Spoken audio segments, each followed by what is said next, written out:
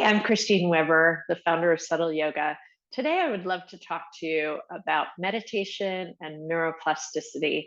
There are several studies that show significant brain changes in folks who have meditated, even only for 2 weeks, and then in people who've meditated long term, like more than 10,000 hours, really significant structural changes in the brain. So those studies are interesting, but I want to talk about the practical side of it. Like, how do you make the changes and why? So there's a researcher named Andrew Newberg, and he talks about how rhythmic chanting starts to change the brain. And so that is something you can do if you use kirtan or you chant Vedic mantras or you like short Christian prayers or short Jewish prayer, whatever you use, those short rhythmic prayers, especially if they have some kind of a rhythm and a tune to them, are a way that we start to be able to shift the brain. And that can happen in the form of kind of like an external prayer, but it can also happen internally. And then when you really hone that down, you get typically to a very short mantra, often 2 or 3 syllables, and the rhythm becomes the rhythm of the breath. So the inhale, you're hearing one syllable, and the exhale, you're hearing the other syllable. This, I think, is one of the most powerful discoveries of science that validate what the ancient yogis understood, is that mantra meditation starts to make significant changes in the brain because rhythm drives the nervous system. It changes the nervous system. So rhythm is everything. The rhythm of the breath, the rhythm of the sound, and that rhythmic sort of trance-like state that we go into when we're doing a deep meditation. So that's one thing that changes. The other issue I want to talk about, the second thing I want to talk about, is boredom in meditation. Because a lot of people say, oh, I can't meditate, it's so boring.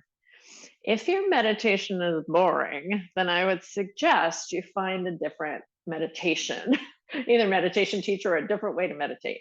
Because there's another key factor in neuroplastic changes, and that is passion or curiosity or interest. Passion, curiosity, and interest are all emotional correlates of the neurotransmitter dopamine.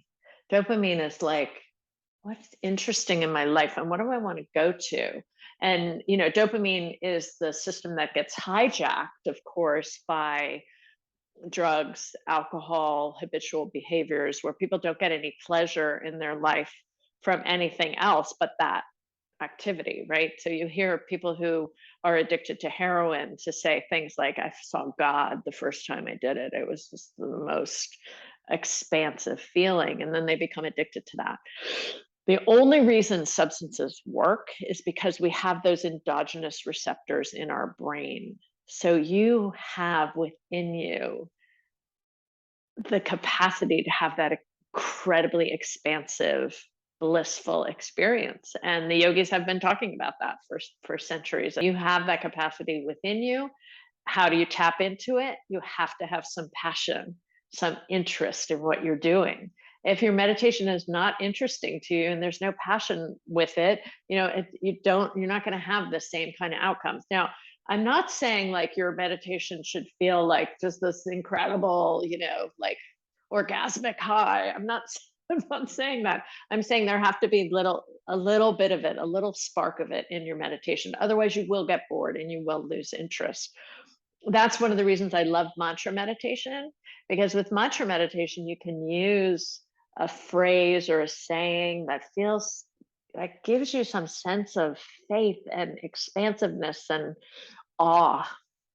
There's some really lovely, interesting work on the neuroscience of awe, actually, and how that's what draws us. And it's so human. It's the thing that human beings are so drawn to.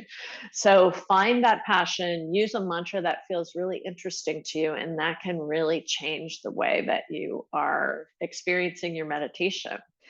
The last thing that's very important in any meditation that you're doing, yoga meditation or any other kind of meditation, is awareness, because awareness starts to fire up the interoceptive circuitry in our bodies.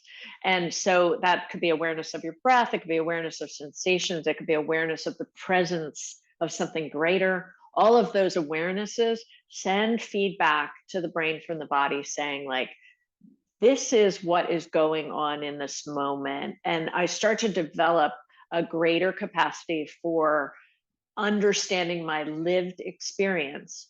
And that in itself leads to changes in the insular cortex, parts of the anterior cingulate cortex, parts of the temporal gyrus, and the thalamus as well. So we start to make brain changes as we develop awareness. And awareness, really, it's the universal component in all meditation style. Hey, if you would like to study more with me about meditation, please check out my link. I've got a course called The Science of Yogic Meditation that I would love to share with you. Thanks so much for watching. Leave a comment.